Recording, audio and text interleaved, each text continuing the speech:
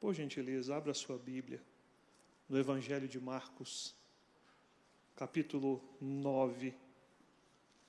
Um texto muito bem conhecido pela maioria da igreja. Mas a este texto o Espírito Santo nos dirigiu. E como bom soldado de Cristo, nós vamos exatamente onde Ele mandou ir. Marcos, capítulo 9. Nós vamos ler uma porção da palavra de Deus, que será o alicerce da nossa mensagem, a partir do verso 14. Depois vamos apresentar o contexto e tirar daqui as pérolas que a palavra de Deus tem para a nossa vida cristã. Amém? Diz assim a palavra do Senhor. Está no texto? Eu vou ler pelo telão, para todos termos uma linguagem só. E quando se aproximou dos discípulos, viu ao redor deles grande multidão, e alguns escribas que disputavam com eles. E logo toda a multidão, vendo-o, ficou espantada, e correndo para ele, o saudaram. E perguntou aos escribas: que é que discutis com eles? E um da multidão, respondendo, disse: Mestre, trouxe-te o meu filho, que tem um espírito mudo, e este, onde quer que o apanha, despedaça-o, e ele espuma, e range os dentes, e vai se secando. E eu disse aos teus discípulos que o expulsassem, e não puderam. E ele, respondendo, lhes disse: ó geração incrédula, até quando estarei convosco? Até quando vos sofrerei ainda? Trazei-mo. E trouxeram-lhe, e quando ele o viu, logo o espírito o agitou com violência, e caindo o endemoniado em terra, revolvia-se espumando. E perguntou ao pai dele: quanto tempo há que lhe sucede isto? E ele disse-lhe: desde a infância. E muitas vezes o tem lançado no fogo e na água para o destruir. Mas, se tu podes fazer alguma coisa, tem compaixão de nós e ajuda-nos. E Jesus disse-lhe: se tu podes crer, tudo é possível ao que crê. E logo o pai do menino, clamando com lágrimas, disse: eu creio, Senhor, ajuda a minha incredulidade.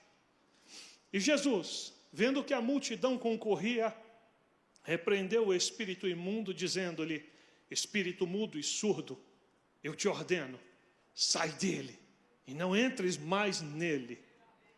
E ele, clamando e agitando-o com violência, saiu, e ficou o menino como morto, de tal maneira que muitos diziam que estava morto. Mas Jesus, tomando-o pela mão, o ergueu, e ele se levantou. Somente até aqui. Glória a Deus. Por favor, tome seu assento. Glória a Deus. No contexto desta cena bíblica, nós podemos imaginar como se fosse um filme, um vídeo, que pela fé nós assistimos. Um pouco antes, a Bíblia diz que Jesus, chegando a um determinado lugar, próximo a uma aldeia, ele convida 3 de seus discípulos para subirem com ele até o monte. Muito provavelmente, segundo o costume de Cristo em seu ministério, ele deve ter feito este convite, isto é uma probabilidade, mais ou menos no final do dia, porque Jesus gostava de passar as noites em oração. Eles subiram o monte, ali, a Bíblia diz categoricamente, Jesus transfigurou-se diante deles. E eles viram Jesus como ele é, em sua glória, tiveram a visão de Moisés e Elias conversando com Jesus, tiveram até mesmo iniciativas de fazer alguma coisa. E aquela noite terminou quando uma nuvem os envolveu e a voz do próprio Deus disse: este é o meu filho amado, escutem ele. Descem os 3 discípulos e Jesus, muito provavelmente pelas 5 ou 6 horas da manhã, descendo a montanha. Os 9 discípulos que tinham ficado ali embaixo poderiam ter ficado descansando, mas certamente logo depois que Jesus saiu, chegou ali um pai desesperado, possivelmente acompanhado de mais alguns parentes, trazendo com muito esforço seu filho, que possivelmente também era um rapaz ou um adolescente. E este menino atormentado por um espírito que tinha uma característica peculiar. Ele não falava e não ouvia. E agora eu convido o seu raciocínio a imaginar o que este homem, o que este pai trazia em sua bagagem. Nós damos uma pausa nos discípulos voltando com Jesus. O que este homem trazia em sua bagagem? A Bíblia não nos diz exatamente em que data aquele espírito maligno tomou posse da vida daquele rapaz e começou a atormentar aquela família, mas nos dá uma pista quando Jesus pergunta ao pai: desde quando acontece isso? Ele responde: desde a infância. Então não era mais uma criança, por isso dizemos com muita segurança teológica, possivelmente um adolescente ou um jovem. Imagine como eram as noites na casa desta família. Alguém tinha que dormir, mas alguém precisava ficar acordado, porque diz o pai do menino que de repente aquele espírito se manifestava e lançava aquele rapaz no fogo ou na água. Queria destruir, queria matar o menino. Podemos também pensar que o coração da mãe deste menino, se é que ela tinha suportado em vida todo este sofrimento, era um coração atribulado. Podemos pensar também que os vizinhos desta família ouviam pelas madrugadas os gritos desesperados, o lamento, o choro do pai. Quem sabe as pessoas que com eles congregavam-se, olhavam para aquela família e sentiam um dó no seu coração e perguntavam: Senhor, por que o Senhor não faz nada? Sofrimento, angústia, atribulação, dor, medo, inconsistência, dificuldade de relacionamento, tentativas e mais tentativas ao longo dos anos para que aquele problema fosse resolvido, e até então não se tinha encontrado uma solução. Era com esta bagagem que aquele pai chegava até Cristo. Só que quando ele chega, Jesus não está ali, Jesus tinha subido para orar. Ele encontra 9 dos discípulos e conversa com eles e diz: olha, eu tenho esse problema, o negócio está feio. Eu já tentei de tudo, eu já fui para um lado, já fui para o outro, eu já procurei para o norte, para o sul, para o leste e para o oeste, mas eu ouvi falar que o mestre de vocês é capaz de realizar o que eu preciso que seja realizado na vida da minha família, na vida do meu filho. Ele não está aqui, mas se vocês andam com ele, me ajudem.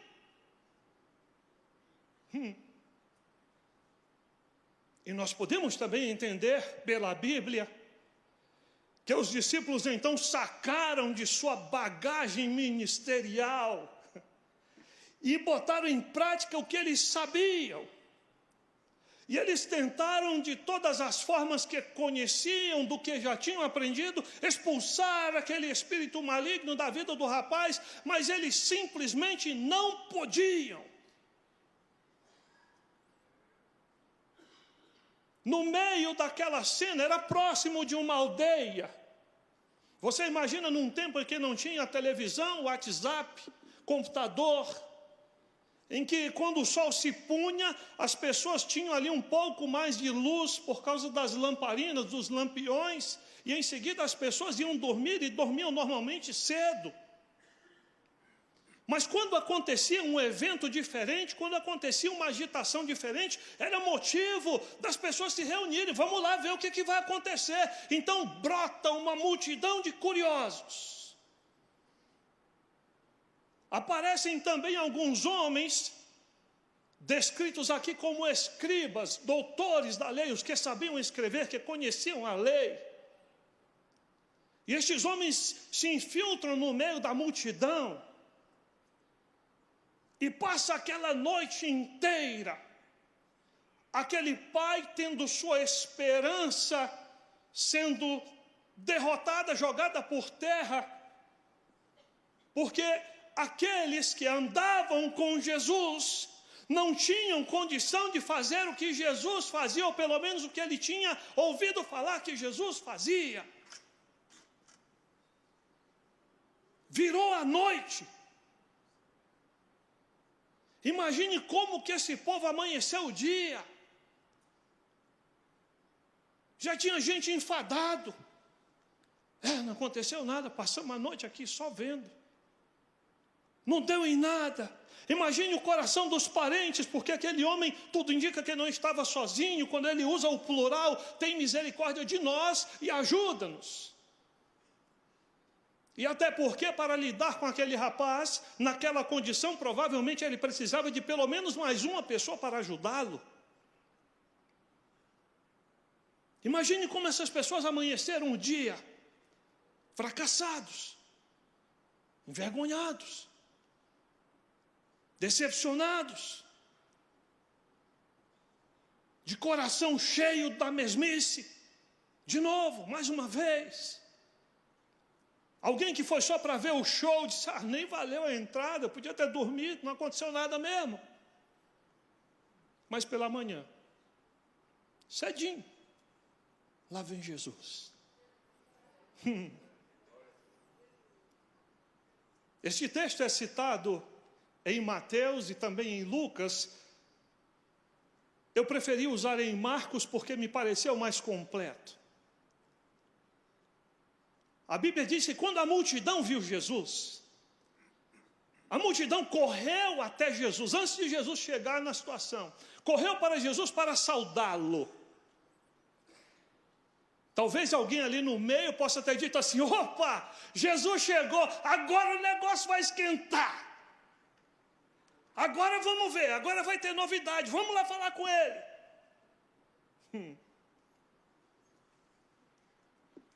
E nesta cena, em tudo isso que falamos, nós identificamos 9 tipos de pessoas que estão esperando um milagre de Jesus. 9 características de pessoas, muitas vezes cristãos, que estão diante de uma situação que somente Deus pode resolver e estão esperando que um milagre aconteça. Um dos desafios da vida cristã é nos posicionarmos corretamente no perfil certo, para que o milagre de Jesus, de fato, não só aconteça diante de nós, mas que ele também nos alcance.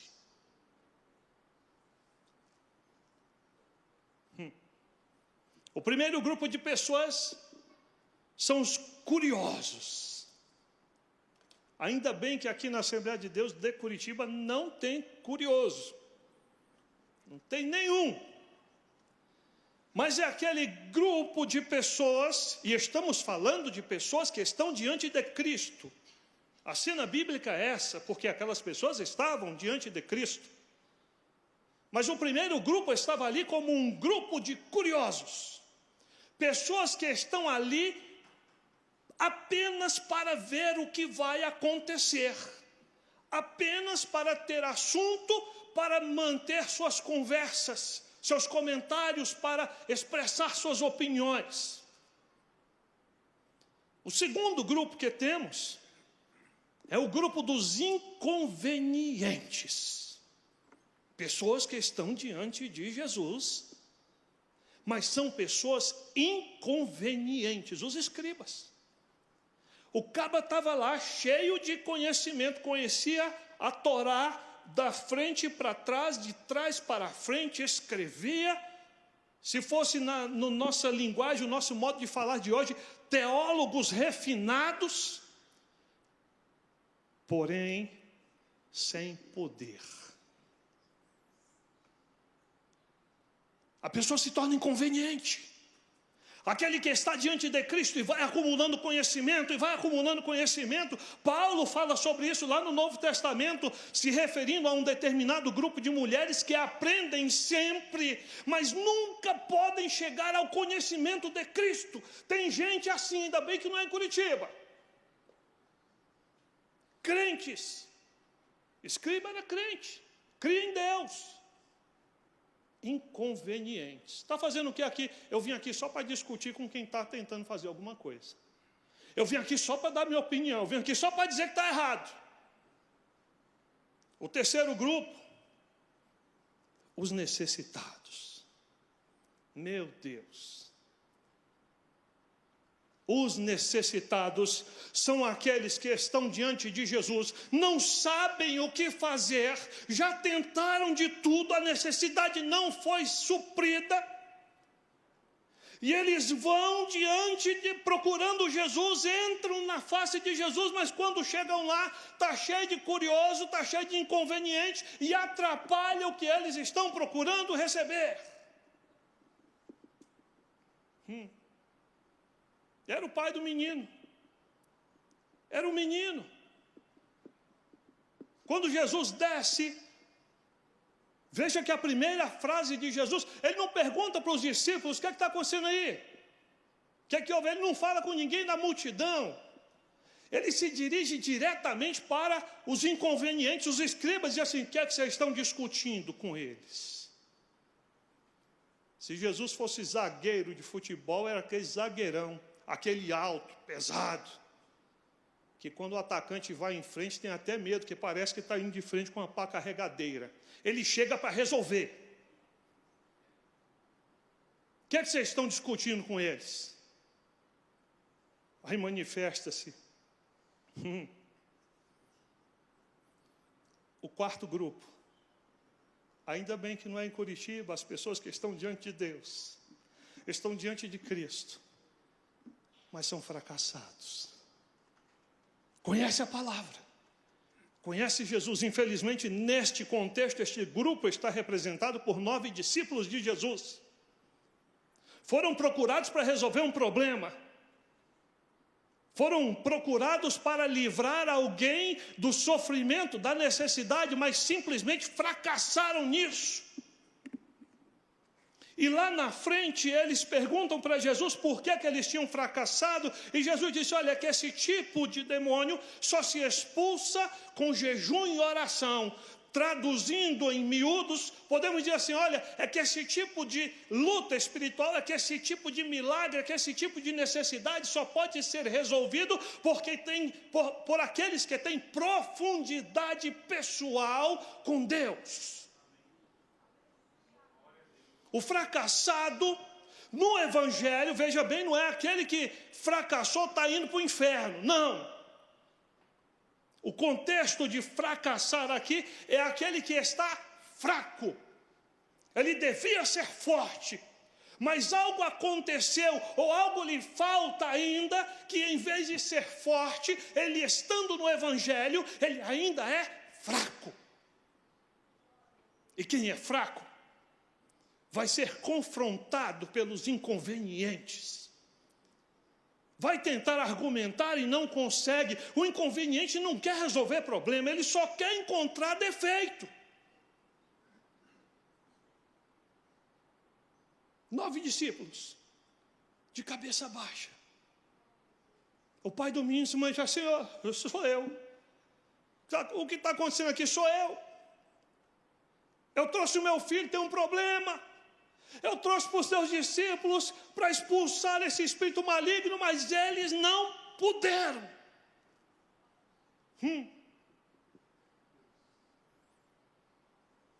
Aí manifesta-se o quinto grupo. Grupo de pessoas que estão diante de Jesus, os oprimidos. Pai, parente, o próprio rapaz endemoniado. Ah, pastor, mas a Bíblia diz que quem está em Cristo, nova criatura é. A Bíblia diz que aquele que está em Cristo, o maligno não lhe toca. E sim, é verdade, porque a Bíblia diz que é verdade. Mas mesmo estando diante de Cristo, se você não viver aquilo que Cristo exige que você viva, você vai ser amassado, porque o inimigo vai procurar te amassar, ele vai procurar te diminuir, ele vai procurar usar você como exemplo do que ele pode fazer na vida de alguém. Oprimidos diante de Cristo, tem. São crentes, está buscando Jesus, está ali diante de Jesus, acreditou que Jesus pode resolver, mas quando chega diante de Jesus, chega oprimido. Ah, mas é a mesma coisa que fracassado. Não, fracassado é você estar fraco, mas você está ali de pé, você está lá lutando. Oprimido é aquele que está sendo esmagado, o inimigo está pisando, está esmerilhando. Encontramos o sexto grupo.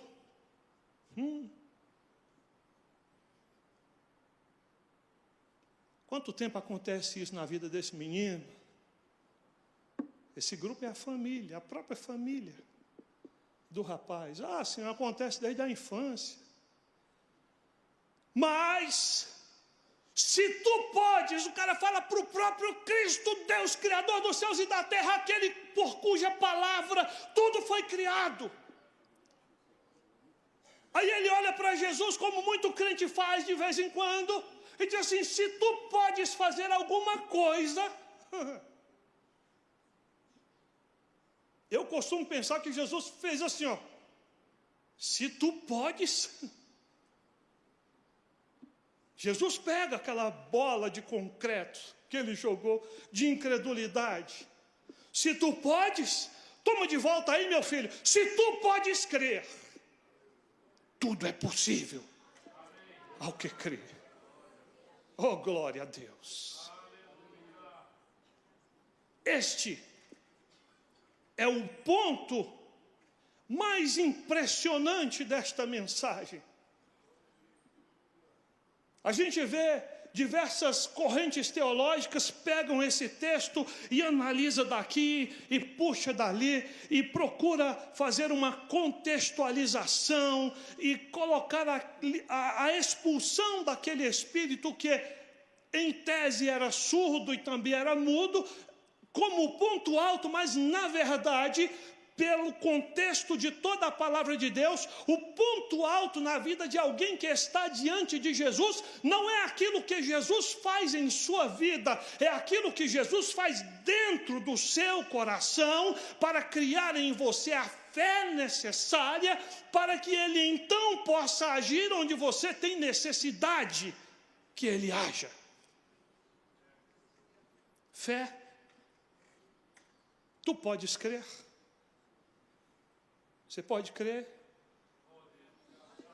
Você pode crer, meu irmão?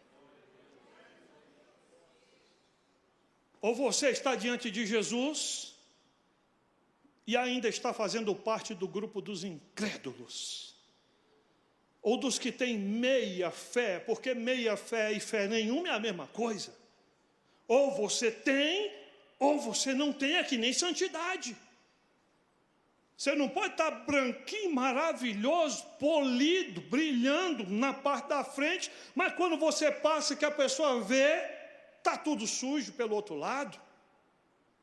Você não pode ser uma bênção de paletó, gravata, de vestido muito arrumado, Bíblia na mão, dentro da igreja, mas na sua realidade profissional ou doméstica, você não é aquilo.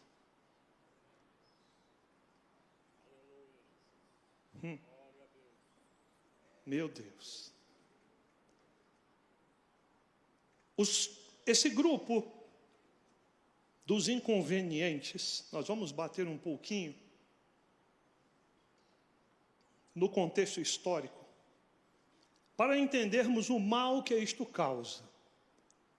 Aliás, vamos revisá-los. O mundo ao nosso redor está cheio de curiosos. Você quer encher uma igreja, seria só o pastor Márcio anunciar aqui: irmãos queridos, se você tem uma causa, um problema impossível, se você quer sucesso na sua empresa, se você quer mudar, comprar sua casa nova, seu carro novo, se você quer trocar seu guarda-roupa, venha aqui tal dia que nós teremos o culto da vitória com o profeta fulano de tal, e você vai ser ungido. Pare seu carro na frente da igreja. Estou falando alguma coisa estranha? A gente não escuta isso por aí, não é? Pare seu carro na frente da igreja, pare sua moto, traga não sei o quê, traga um objeto e nós vamos ungir e Deus vai entrar na sua casa. Olha, pode ter certeza, na outra semana a igreja, estava assim,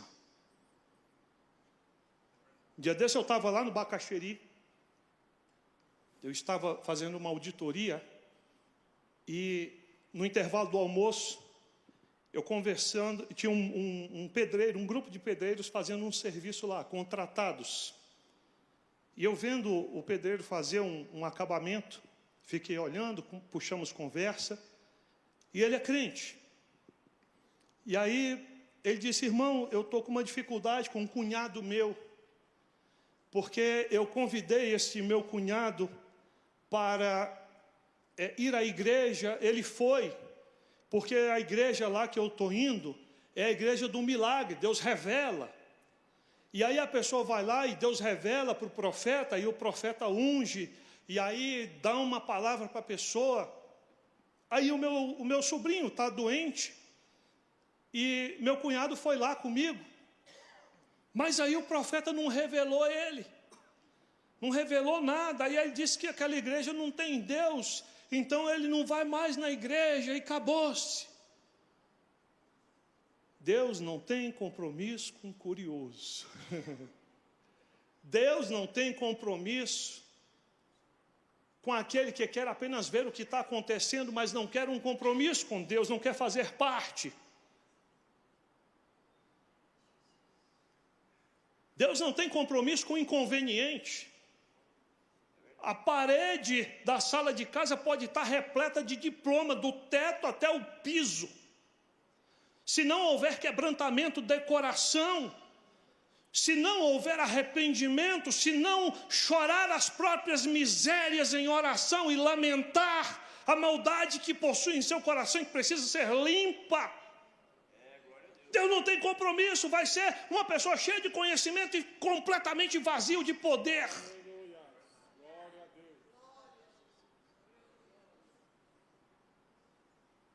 Mas Deus se interessa pelo necessitado que se aproxima da sua presença.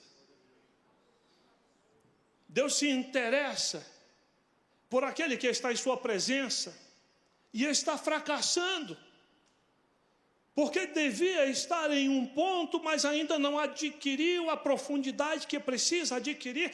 Deus se interessa por eles. Jesus não interroga seus discípulos, Jesus não repreende seus discípulos. Os 9 que estavam ali, ele não repreende, ele ensina.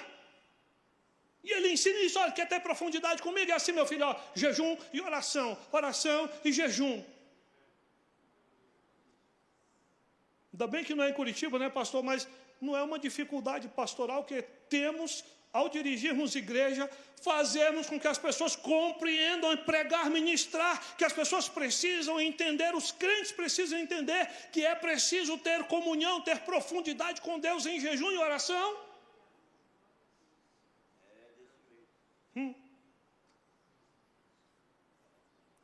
É do grupo dos oprimidos, Jesus chama: vem cá, traz aqui, não pode vir, traz aqui.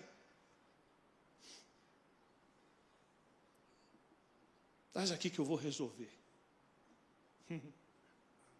Sabe, irmãos, a igreja, pelo que eu acompanho meu tempo de crente, de uns 30 anos para cá, A igreja tem enfrentado uma perigosíssima manipulação.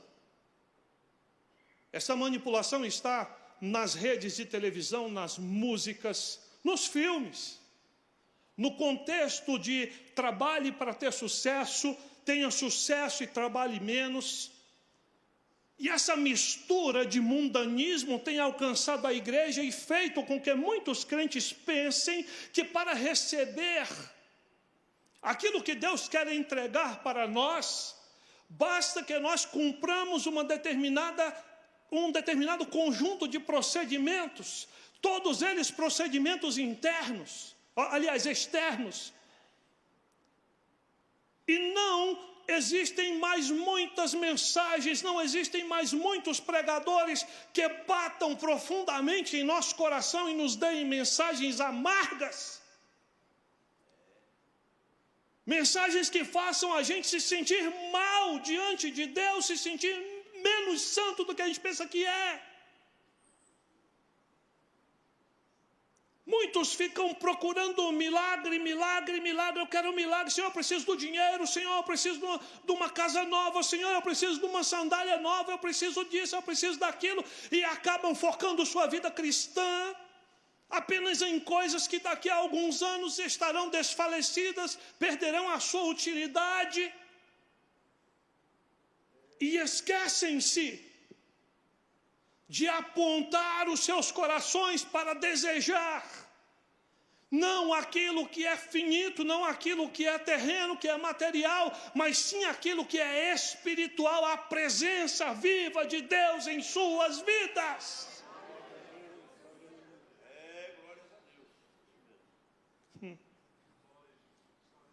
Estamos acabando. Meu pastor tem uns 10 minutos ainda. Tem 20, então vai dar tempo.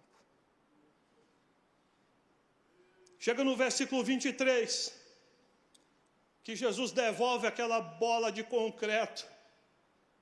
Se tu podes crer, tudo é possível ao que crê. Dá para a gente ilustrar muito bem que num momento assim, o céu deu uma parada, deu uma pausa.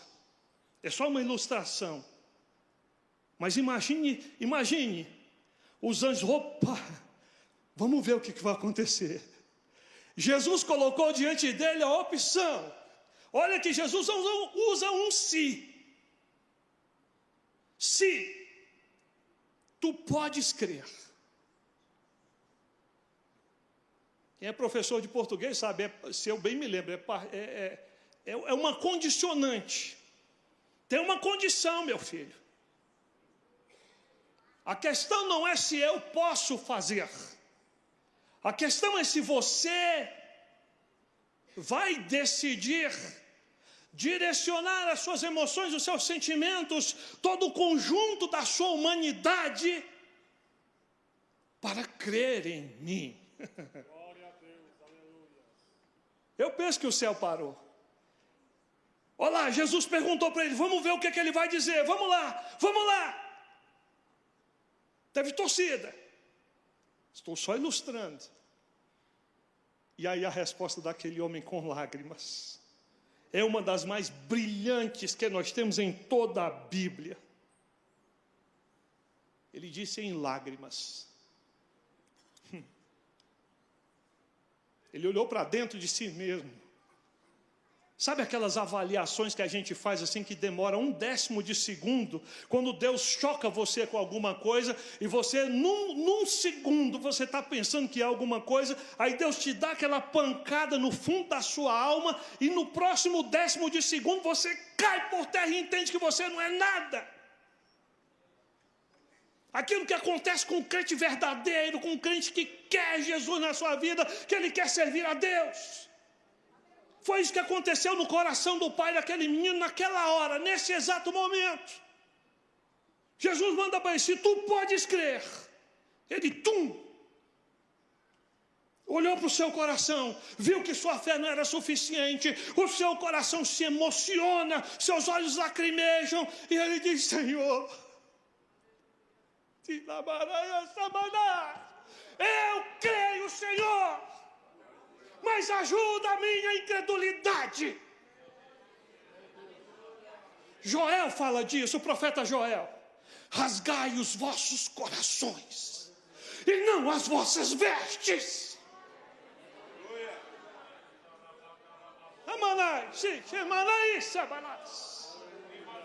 Um coração rasgado diante de Deus. Um crente que não tem vergonha de Jesus. Que ele abre o seu coração de Jesus. É isso aqui mesmo. Eu tenho vergonha de mostrar para o Senhor. Mas é isso aqui, Jesus. Me ajuda, Senhor. Socorro, Jesus. Me socorre desse velho homem. Me socorre dessa velha mulher. Me socorre da história de minha família. Me socorre das coisas erradas que eu aprendi. Me ajuda, Senhor, dos costumes maus que eu ainda tenho. Me ajuda na minha realidade de vida que parece um inferno. Me ajuda, Senhor. Você está entendendo, irmão? Isso é a profundidade do Evangelho. A simplicidade de Deus é uma coisa linda. Ele entra mesmo, mas Ele não vai chutar a tua porta. Ele espera que você tome a atitude. Ele te joga a opção. E a questão toda da vida cristã é o que cada cristão tem escolhido. Que grupo você pertence? Este homem que acima representou para nós o grupo dos necessitados, ele faz um upgrade. Ele sai do grupo dos necessitados e ele entra no grupo dos quebrantados de coração. É aquele que não tem mais orgulho nenhum. Ele não está mais preocupado com a posição social que ele tem. Ele não está nem aí se ele está bem vestido, mal vestido, se ele é bonito, se ele é feio, se ele é magro, se ele é gordo. Ele não está preocupado, ele só está preocupado em se abrir diante de Jesus e mostrar para Jesus quem ele é.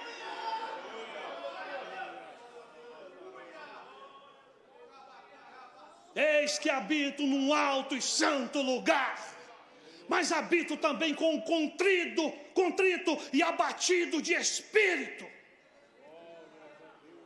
É o segredo, é o caminho. Temos que pertencer ao grupo dos quebrantados. Ninguém consegue enganar Jesus. Você não consegue. Eu sou bonito, eu vou passar um perfume diferente que Jesus vai achar é bom. Jesus está sentindo o cheiro da tua alma, filho. Jesus está sentindo o cheiro do teu procedimento de vida. Jesus está sentindo o oculto no teu quarto. Ele sabe o oculto da tela do teu telefone, dos teus perfis de rede social. Ele sabe como que é o relacionamento que tu conhece, que o povo ao teu redor conhece, e aqueles escondidos.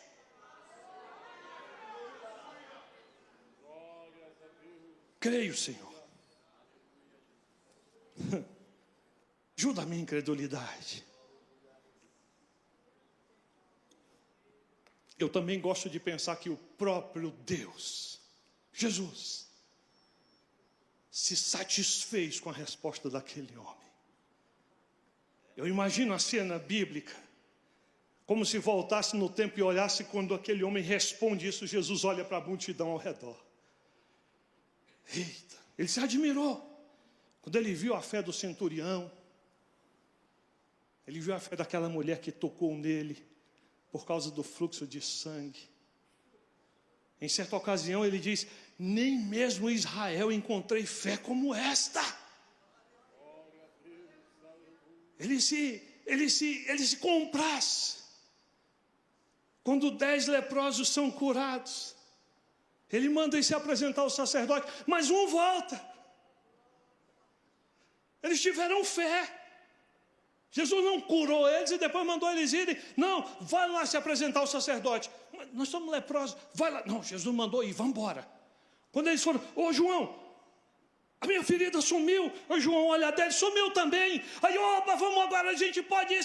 Aí um disse assim: não, peraí, eu vou voltar lá. Chegou lá adorando ao Senhor. Chegou lá dando glórias a Deus, louvando a Deus. Aí Jesus olha para ele e diz assim: filho, tu é estrangeiro, né? Tu não vai ganhar só a cura, não, a tua fé também te salvou. Oh, glória a Deus! E Jesus, vendo a multidão correndo, estou no versículo 25, se aglomerava, repreendeu o espírito imundo, dizendo-lhe: espírito mudo, surdo, eu te ordeno, sai dele e não entra mais nele. Você sabe por quê que o contexto bíblico nos traz exatamente essas palavras?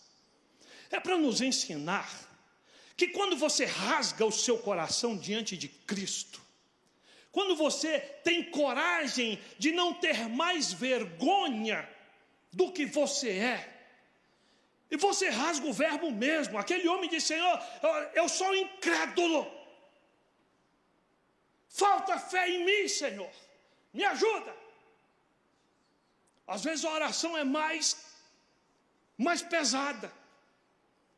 Quem sabe são usadas palavras como mentiroso, adúltero, prostituto, ladrão, corrupto, violento, desonesto, raivoso, reclamão, murmurador. E por aí vai. Mas quando o coração é aberto, não interessa, não tem poder nenhum de condenação aquilo que Jesus enxerga. Ou seja, ele não se surpreende com o que nós somos. Ele não se surpreende com a bagaceira que é muito crente tem dentro do seu coração, dentro da sua vida. Não surpreende Jesus. Sabe o que Jesus quer? Você abre a porta, filho. Ah, pastor, está falando para crente. Sim, estou falando para crente, porque eu, como crente, tive que abrir a porta do meu coração para Jesus entrar nele todinho. Abre a porta. Aí vai para o Apocalipse: eis que estou à porta e bato. Se alguém ouvir a minha voz, e, olha a condição de novo, se ouvir e abrir a porta, deixa o resto comigo. Eu entrarei na sua casa e cearei com ele, e ele ceará comigo. Jesus não pergunta o que você tem na prateleira, como é que está a despensa, não. Deixa comigo. É o que acontece aqui. Quando o homem sai do grupo dos curiosos, do grupo dos inconvenientes, do grupo dos necessitados, do grupo dos fracassados, do grupo dos oprimidos, do grupo dos incrédulos, e ele tem coragem de entrar no grupo dos quebrantados, Jesus só diz assim: ó, filho, traz para o papai aqui que eu resolvo. Senhor, mas é surdo, não vai escutar a tua voz. Ah, filho, vai, porque quem está falando é aquele que criou os ouvidos e a língua. Senhor, não vai poder corresponder contigo porque é mudo. Vai. Sai dele. Eu gosto de imaginar também o desespero daquele demônio. Passou a noite inteira, ele provavelmente sabia: rapaz, Jesus está voltando, o negócio vai ficar feio para o meu lado. Aí Jesus chama, aí ele foi, por isso que o bicho se manifesta. Aí foi Jesus: sai dele, sai problema daí, sai doença, sai depressão, sai medo, sai fracasso, sai casamento bagunçado, sai falta de amor na família, sai, e não entre mais, porque eu cheguei. Glória a Deus.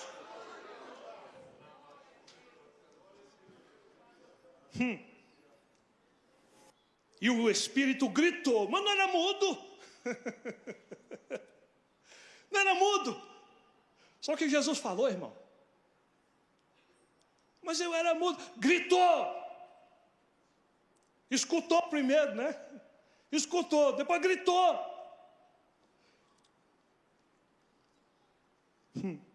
E agitou o rapaz. E agitou tanto que esgotou as energias daquele corpo do rapaz. E o rapaz ficou como morto. Aí você sabe o que acontece? Estou terminando. Aparece de novo todos aqueles que ficaram nos grupos anteriores. Aí os curiosos, olá, foi chamar Jesus, morreu. Aparece o grupo dos inconvenientes, né? Os fariseus, os escribas estão lá. E olha lá, se tivesse feito assim, de acordo com o que diz o regulamento da lei, dos princípios daquilo, porque o uso... Morreu. Parece grupos diversos. Só que quando alguém abre o coração para Jesus, meu irmão, nós temos tanto que entender isso. Jesus toma a responsabilidade de tudo. Tudo. Sabia que tem crente que pensa que quando ele abre o coração para Jesus, Jesus vai ficar cuidando do coraçãozinho dele, ele vai ser um crente fiel e tal, mas ele vai continuar tendo que Jesus não vai influenciar no que está acontecendo ao redor dele. Vai.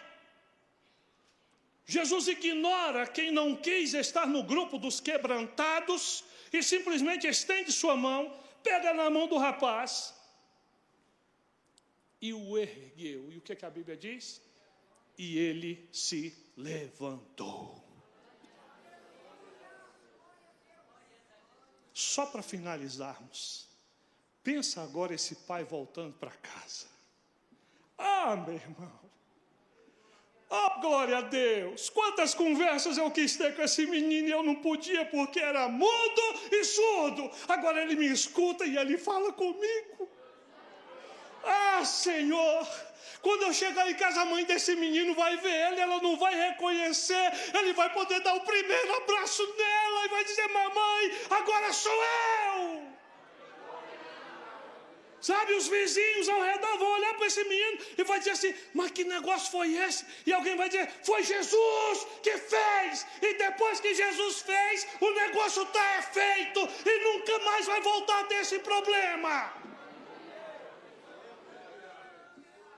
Fiquemos de pé, por gentileza. Glória, glória, glória, glória a Deus. O rapaz faz o upgrade também, ele sai do grupo dos necessitados e ele vai para o grupo dos libertos. Quem é do grupo dos libertos aqui, irmãos? Quem é? Jesus te libertou, irmão. Tu se quebrantou, Jesus entrou na tua vida, entrou no teu coração. Jesus falou com aquele problema surdo e mudo.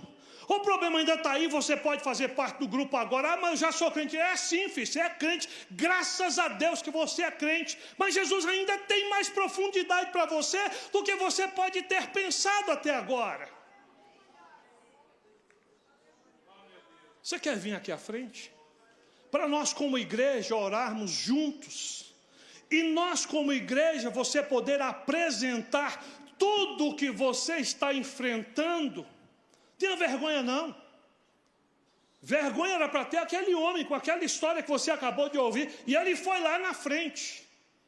Você quer apresentar a doença, irmão? Você quer apresentar o filho problemático? Você quer apresentar aquela necessidade no local que você trabalha? Você quer? Você quer? Olha que a opção de Jesus é um se. Se. Você quer ou não quer? Você quer vencer? Você quer solução? Não é para te mover emocionalmente, não. É evangelho. É evangelho, aquele que me confessar diante dos homens, eu o confessarei diante do Pai. É nós nos manifestarmos para que lá no céu Deus veja que nós fizemos a escolha que Ele queria que nós fizéssemos. Você quer apresentar seu casamento? Você quer apresentar a sua família, o futuro dos teus filhos, onde é que está? Está diante dos teus próprios planos ou está diante do Senhor Deus? Você quer apresentar os anos da sua velhice? Você quer apresentar a sua juventude? Ainda falta um grupo. Glória a Deus. Glória a Deus. É Deus. É Evangelho. Simples, puro. Bíblia pura. Você quer? Dá tempo.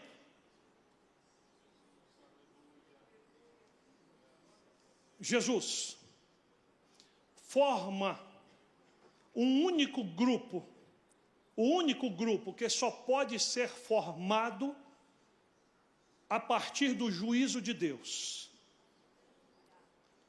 Jesus forma o grupo dos derrotados. No momento em que ele exclama àquele espírito imundo que era mudo e surdo, e diz para ele, por causa da opção que o pai, da escolha, da coragem que o pai teve, e diz para ele, espírito mudo e surdo, sai dele, não entre mais nele. Aquele pai voltou feliz para sua casa, vivendo experiências que ele nunca tinha vivido. Mas aquele espírito imundo entrou no grupo dos derrotados. O grupo dos derrotados é composto pelo inimigo. Mas é o inimigo daquele que apresenta a Deus o seu coração. Você está entendendo? O grupo dos derrotados é formado, é criado, quando o homem rasga o seu coração diante de Deus e tem coragem de apresentar para Deus aquilo que ele realmente é. Estende sua mão para cá, igreja. Nossos irmãos estão aqui, cada um deles apresentando necessidades diversas. Senhor, aqui está o teu povo, tuas filhas, teus filhos. Senhor, tu sabes como é que estão as casas, como é que está o coração, quais são as histórias. Tu sabes, Senhor, qual é o currículo de cada um que está aqui. Senhor, tu sabes qual é a dor emocional, qual é o sentimento espinhoso. Tu sabes qual é o passado. Tu sabes qual é a expectativa de futuro, qual é a dor da alma.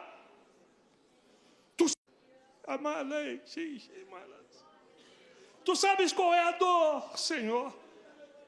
Tu sabes qual é a saudade. Tu sabes, Pai. Tu sabes qual é a dívida. Tu sabes qual é a ansiedade. Tu sabes qual é o espinho na carne. Em nome de Jesus Cristo, o Filho do Deus vivo, sai da vida dele. Em nome de Jesus Cristo, o Filho do Deus vivo, sai da vida dela e não volte nunca mais. Em nome de Jesus, liberdade. Em nome de Jesus, coragem. Em nome de Jesus, firmeza. Em nome de Jesus, ministério. Em nome de Jesus, sucesso em casa. Em nome de Jesus, proficiência profissional. Em nome de Jesus, liberdade emocional. Em nome de Jesus, depressão. Sai em nome de Jesus, depressão. Sai em nome de Jesus, depressão. Sai em nome de Jesus. Ansiedade, espírito imundo, sai! Em nome de Jesus, sai e não volte mais! Senhor, são tuas ovelhas, Pai, tua igreja, teu povo. O Senhor comprou cada um deles aqui, cada uma delas com teu sangue. Eles têm preço altíssimo. Nós, como igreja, te apresentamos teus filhos, te apresentamos a realidade deles, as orações que cada um está fazendo agora diante de ti, nós assinamos embaixo junto com eles. Resolve, Senhor, entra lá, faz o impossível. O problema é surdo, fala com ele e ele vai escutar. O problema é mudo, fala com ele, ele vai gritar, mas vai gritar saindo. Age, Senhor, poderosamente, enche cada um deles com o teu Espírito Santo, batiza, dá sonhos, dá visões, dá revelações, faz com que o teu povo compreenda a profundidade daquilo que o Senhor tem para aqueles que andam contigo. Em nome de Jesus nós te oramos e te agradecemos, ó Senhor.